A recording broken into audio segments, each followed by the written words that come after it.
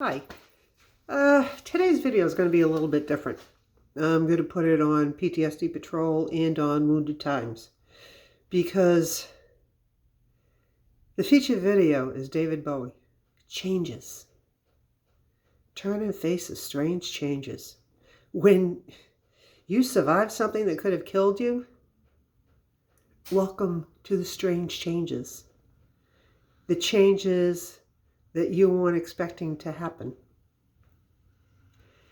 Now, this is a bit of a confession from me because I talk a lot about, my ex-husband and, the sound of the hot rod cars and everything else. And I'm writing my 4th book because I wanted to update it. And the confession comes out in the 1st chapter where I talk about how I was in denial that I had PTSD. And I didn't really notice it. I didn't recognize it in me. Because, maybe I was, too busy, dealing with my husband's PTSD and researching it and everything else. But, it's true. I had it mild.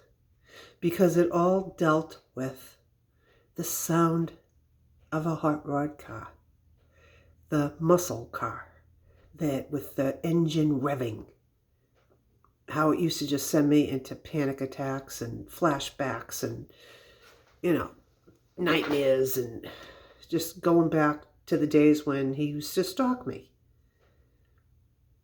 Now, that's rough.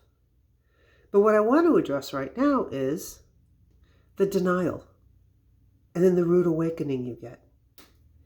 Because for people who are entering into retirement, you might have survived the, quote, it when you were younger.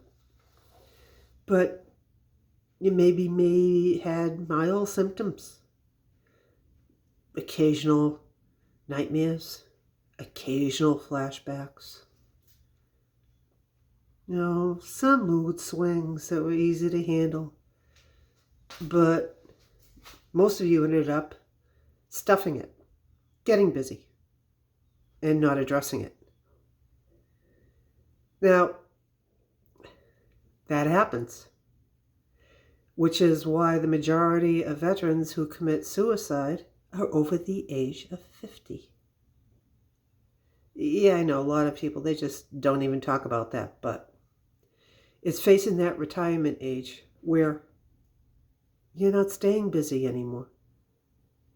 And the nightmares and the flashbacks and the mood swings and the paranoia and everything that goes into having PTSD hits you like a ton of bricks because you were not expecting it. You thought you just escaped it. Like I did. Now consider this.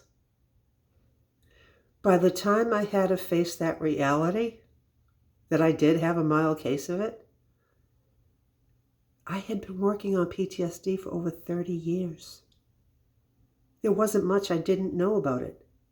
I saw a couple of therapists. They didn't see it in me because I didn't see it in myself. And I got to tell you, as soon as I kicked it out of my life, and most that came with it, I was a lot happier. You can be a lot happier too. I'm not ashamed I survived. I'm not ashamed I survived any of the multiple times that I did survive. I'm not ashamed that I stood my ground when my ex-husband tried to kill me. I'm not ashamed that I stood my ground when he stalked me.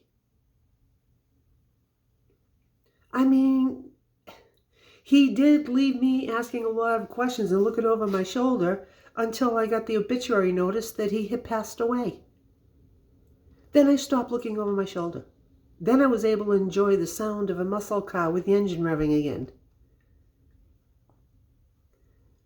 But I still remember all of that. And occasionally, yeah, it does raise its ugly little head. But there's tools to cope with it.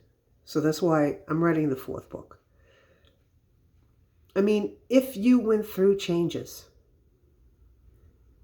after something almost killed you, understand it's a strange change. But you can change again. That's why there's PTSD Patrol. Clearing the way for you to take back your life. You can take it back. You can heal. You can recover. And life can be a whole lot better than what it would be otherwise. So you ready to turn and face the strange changes? Time may change me, but I can't trace time. Yeah, you can. And you can beat it. So remember, it's your life. Get in and drive it. See you next time.